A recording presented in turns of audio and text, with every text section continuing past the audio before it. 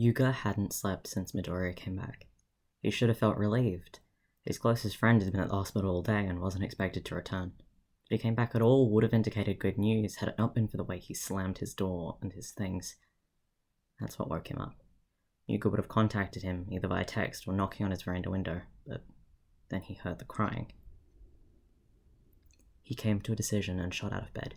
If he couldn't comfort Midoriya directly, he'd do so indirectly. That was a good compromise, was it not? Yuga would leave the little bento of cheese on Midoriya's veranda for him to find in the morning. No bothering, no crossing boundaries. That had worked well last time. Oh, hadn't, actually, but that was irrelevant. Midoriya knew his intentions now and would not interpret the gift as a threat. Probably. Yuga included only the finest selections for his friend's gift. With reinvigorated cheer, he shaped the cheese into little flowers by light of a YouTube tutorial. It was nearly 3 in the morning by the time he was done. Midoriya went silent hours ago. No matter, he could catch up and sleep during lunch. Besides, this was nothing compared to what Midoriya was going through. And just like that, he made himself sad again. After further deliberation, he decided against leaving a note. What was there to say? All that was left was to leave it. There was a chance Midoriya wouldn't see the gift if he left it by his window, but just leaving it in the hall felt less special. Plus, he might get embarrassed. Veranda it was.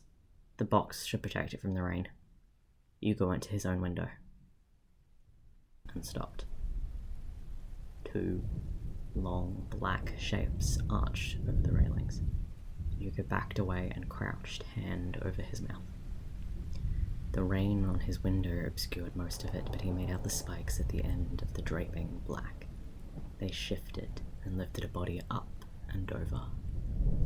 Thank God I didn't turn my light on. A second set of black limbs blocked the body and face, but he saw thin white arms and dark matted hair. The shape was hard to make out.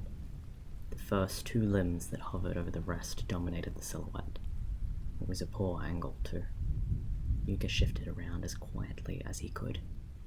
Then he saw them, just barely illuminated by the sidewalk lights below. The black mass was made of feathers. It pulled them closer to its frame, then jumped into Midoriya's veranda window as it faded from existence. Yuga stepped back and grabbed his phone and sent the fastest message he'd ever typed to the emergency line. Midoriya's villain is real, and it went in his room through the window.